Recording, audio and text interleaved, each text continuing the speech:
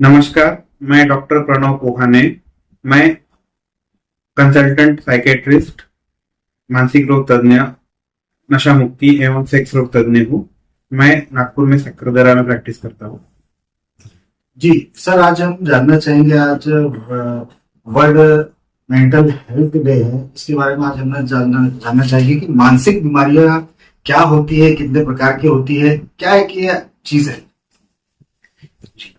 मानसिक बीमारियां कई प्रकार की होती है। उसमें से आमतौर पर जो मतलब सबसे ज्यादा मानसिक बीमारी आप सब देखते हैं, जो डिप्रेशन है, घबराहट की बीमारी है। फिर जिसमें पागलपन की बीमारी जो आम भाषा में बोलते हैं, जिसको स्किज़ोफ्रेनिया या मूड डिसऑर्डर भी बोलते हैं। तो इन प्रकार की मानसिक बीमारियां हैं। इसमें जो डिप्रेशन है, डिप्रेशन में उदासीनता, बहुत समय तक उदास रहना, सुसाइड मतलब आत्महत्या के ख्याल आना, कुछ काम में मन नहीं लगना, नींद नहीं आना, घबराहट होना, ये सब लक्षण पाए जाते हैं। जी, आमतौर पर देखा गया है कि लोग बोलते हैं हमारा माइंड ही डिस्टर्ब है, तो क्या डिस्टर्बेंस होता है? माइंड डिस्टर्ब होना मतलब यदि कई समय से, जैसे मैंने अभी बताया कि डिप्रेशन एक चीज होती है या फिर घबराहट की बीमारी होती है, तो माइंड डिस्टर्ब है ना, कई समय से यदि कोई आदमी स्ट्रेस का शिकार रहता है या स्ट्रेस को झेल रहा रहता है, तो उसको नींद नहीं आना, घबराहट होना, भूख नहीं लगना या किसी भी काम में मन नहीं लगना की वजह से उसको लगता है कि माइंड डिस्टर्ब हुआ है करके।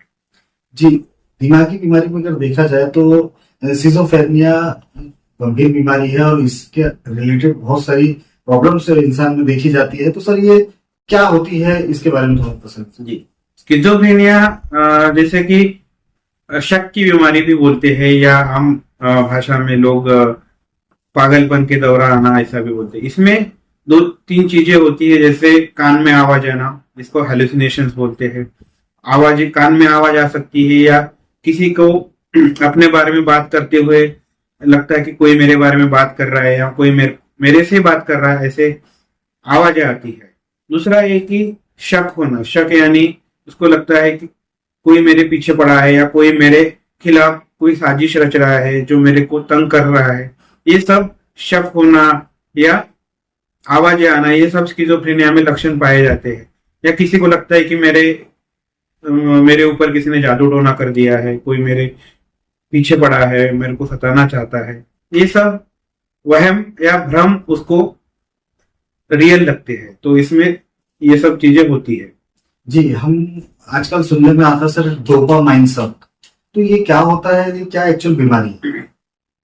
मानसिक बीमारियां जो न्यूरोट्रांसमीटर ब्रेन में केमिकल्स होते हैं, जैसे कि केमिकल लोचा बोलते हैं, तो कई प्रकार के केमिकल्स ब्रेन में होते हैं, जैसे कि आपने बोला कि डोपामिन करके।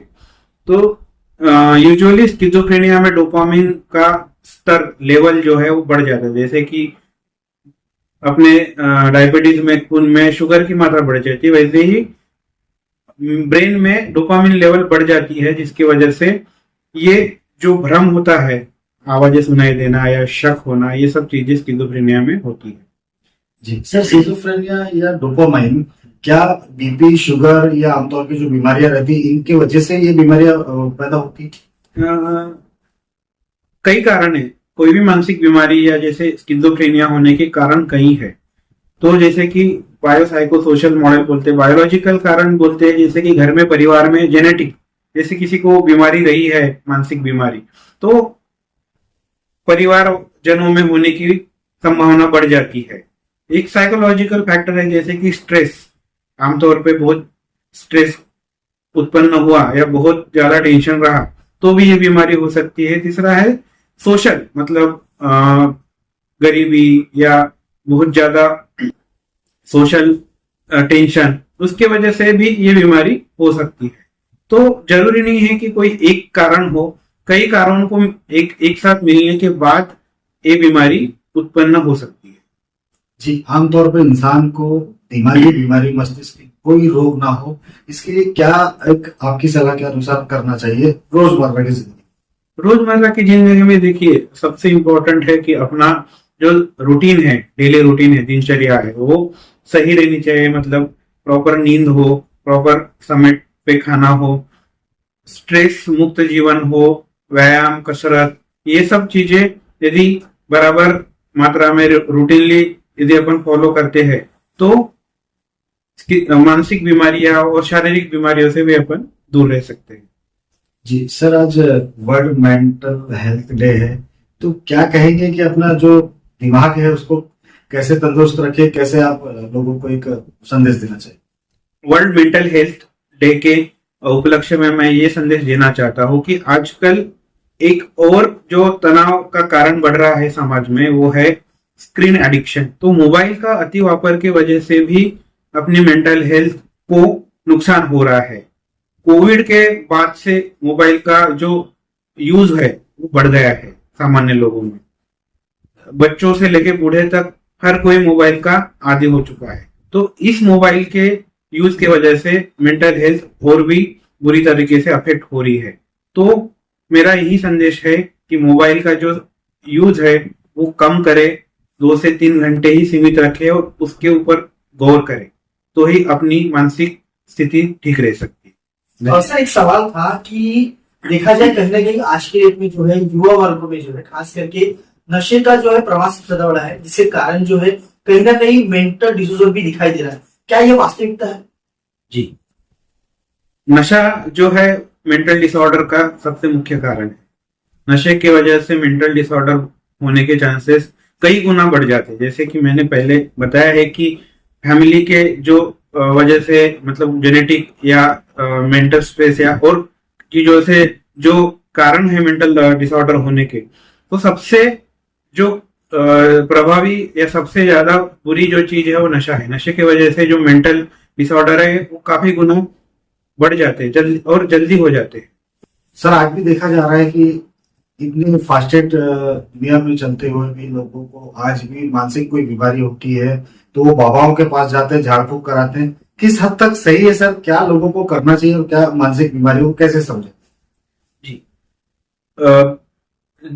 शुरू से ही मानसिक बीमारियों को लेके समाज में एक प्रकार का डर है या स्टिग्मा जो बोलते हैं, है ना, कलंक जो बोलते हैं, एक प्रकार का है कि मानसिक बीमारी होती तो लोग घबरा जाते, डर जाते हैं। उनको लगता है कि मतलब ये बीमारी नहीं है, कुछ भूत बाधा है, कुछ जैसे कि स्किज़ोफ्रेनिया बोला गया है कि आदमी हरकतें ऐसे करता है जिसको इस लोगों को लगता है कि किसी भूत ने इसको पकड़ के रखा है। तो लोगों को जो मतलब एजुकेशन की कमी के वजह से लोग पहले बाबाओं के पास जाते हैं, झाड़ फूक करने जाते हैं, पर उसके वजह से हमने अभी प्रैक्टिस में कई तरह से देखा है कि जितना ज्यादा जल्दी इलाज हो उतना ज्यादा पेशेंट जल्दी ठीक होता है। जितना ज्यादा डिले हो, जितना ज्यादा देरी हो इलाज करने में, उतना ज्यादा तकलीफ होती है पेशेंट को नॉर्मल अपने जीवन जीने में। तो मेरा यही कहना है कि बाबाओं के पास यदि आपकी श्रद्धा हो तो बाबा के पास एक बार जरूर जाए, पर इंपॉर्टेंट है कि अपनी दवाइयां या अपना इलाज डॉक्टर के पास कोई स्पेशलिस्ट मानसिक रोग तज्ञ से ही कराए। जी सर, बात की जाए आपकी तो आप कितने वर्षों से मस्तिष्क से जुड़ी बीमारियों का इलाज कर रहे हैं और अब तक के आपके पास कौन से विनिंग केस जिसको बोलेंगे, तो किस तरीके से आपका अभी तक एक जर्नी रही उसके बारे में? मैं 2014 से इस फील्ड में काम कर रहा हूँ। 2014 से पेशेंट्स को ट्रीट कर रहा हूँ और 2017 से मैंने अपनी खुद की प्रैक्टिस चालू की है। तो 2014 से मतलब आज 11 साल से मैं इस फील्ड में हूँ और कई पेशेंट देखे हैं, मतलब हर तबके के पेशेंट देखे हैं। तो उसमें विनिंग केस ये है कि मतलब एक पेशेंट है जो जिसने खुद को सुसाइड का अटेम्प्ट किया था, खुद को फांसी, जो बच गया, जिसको मानसिक तौर से बहुत डिप्रेस था और फिर वो अभी नॉर्मल अपना जीवन जी पा रहा है।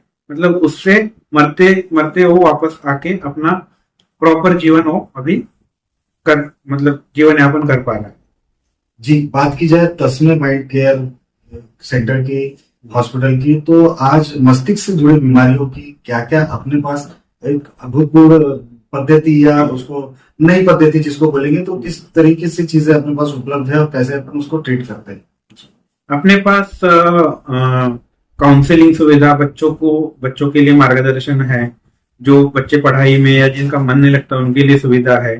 जैसे अडल्ट साइकेट्री है, नशा मुक्ति के लिए भी अपने पास इलाज या ट्रीटमेंट होता है। और सेक्सोलॉजिस्ट यानी जिनको सेक्सुअल डिसऑर्डर है, लैंगिक समस्या है, उनका भी इलाज अपने पास होता है।